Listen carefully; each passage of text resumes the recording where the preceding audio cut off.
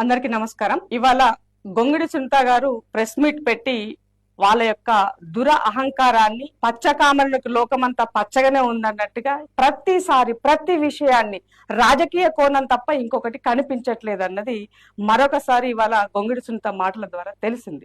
ఇవాళ అంటే నిన్న మొన్న జరిగినటువంటి కార్యక్రమాలు, ఇవాళ ప్రపంచ సుందరులకు సంబంధించినటువంటి పోటీకి సంబంధించినటువంటి తెలంగాణ రాష్ట్రంలో వివిధ ప్రాంతాలు తిరుగుతూ నిన్న వరంగల్ రామప్ప టెంపుల్ ని సందర్శించుకోనిక వెళ్ళిన సందర్భంలో అక్కడ జరిగినటువంటి సంఘటనని చిలువలు పలువలుగా కోడిగుడ్డు మీద ఈకలు వీకినట్టుగా అక్కడ ఏదో జరిగిపోయినట్టుగా దాని కథదాలు వాళ్ళకి నచ్చిన విధంగా స్టోరీలు అల్లుకుంటున్నారు.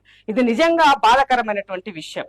ఎందుకు ఈ విషయం తెలియజేస్తుందంటే, అక్కడ ప్రభుత్వం తరపు నుంచి వాళ్ళకి ఆతిథ్యం ఇచ్చినప్పుడు వాళ్ళకి మన సాంప్రదాయం ప్రకారంగా ఎవరైనా అతిథి మన ఇంటికి వస్తే కాళ్ళు కడుక్కోమని చెంబుతో నీళ్ళు ఇస్తాం మనం.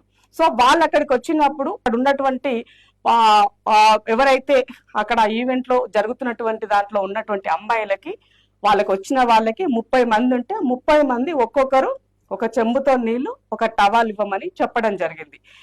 ఎక్కడ కూడా ప్రభుత్వము ఇన్వాల్వ్ అయ్యి మీరు కాళ్ళు కడగండి, కాళ్ళు తుడవండి అని ప్రభుత్వం తరపున గాని మంత్రులు గాని ఎవరు గాని అధికారులు కానీ అక్కడ చెప్పినట్టుగా లేదు. 30 మందిలో ఒకే ఒక్క అమ్మాయి తను కడిగినటువంటి విషయాన్ని దాన్ని ప్రభుత్వానికి అంటగడుతూ ఇక్కడ ప్రభుత్వమే తప్పు చేసినట్టుగా, అది తప్పని ఒకవైపు మీరు మాట్లాడుతూనే మరొక వైపు ఇద్దరు మంత్రులు ఉన్నారు కదా, మరి వాళ్ళు కడిగితే బాగుండు అని మాట్లాడుతున్నటువంటి గొంగిడి సునీత గారి యొక్క కుల అహంకారం అన్నది చాలా స్పష్టంగా కనబడుతుంది.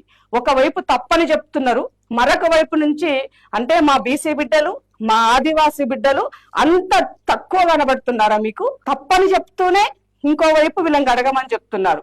మా వాళ్ళు ఎప్పుడూ కూడా, మా బలహీన వర్గ బిడ్డలు ఎప్పుడూ కూడా పెద్దల్ని గౌరవిస్తారు, పెత్తనాన్ని ఎదిరిస్తారు.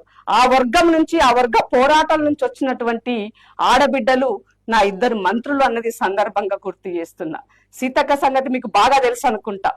మీ యొక్క గడిలను బద్దలు కొట్టి ఎక్కడెక్కడైతే తాడిత పీడిత ప్రజల్ని మీరు పీల్చుక తిన్నారో అలాంటి కుటుంబాలని తరిమి కొట్టినటువంటి చరిత్ర సీతక్కది. అలాంటి వ్యక్తిని పట్టుకొని కాళ్ళు కడగాలని మాట్లాడుతున్నారంటే మీ యొక్క అహంకారం ఎంత ఉన్నదో అర్థమైపోతుంది. కాబట్టి ప్రతి విషయాన్ని మీ లెక్క కవితమ్మ కలెక్టర్ పోయి కాలు మొక్కితే ఆయన ఆత్మగౌరవం గుర్తు రాలేదా?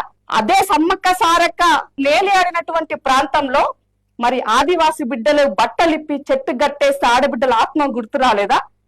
అదే బాలంతలను తీసుకొని జైల్లో వేసినాడు, ఆడబిడ్డల ఆత్మగౌరవం గుర్తు రాలేదా? మీరా మాట్లాడేది ఆడబిడ్డల ఆత్మగౌరవం గురించి? ఒక్కసారి ముఖాన్ని అద్దంలో చూసుకో, అర్థమవుతుంది నీ ముఖం ఎట్లా ఉన్నదన్న దానికి. కాబట్టి ప్రతి విషయాన్ని రాజకీయం చేసుడు బంద్ చేయండి. చాతనైతే ప్రభుత్వం చేసే మంచి పనులకు సహకరించండి.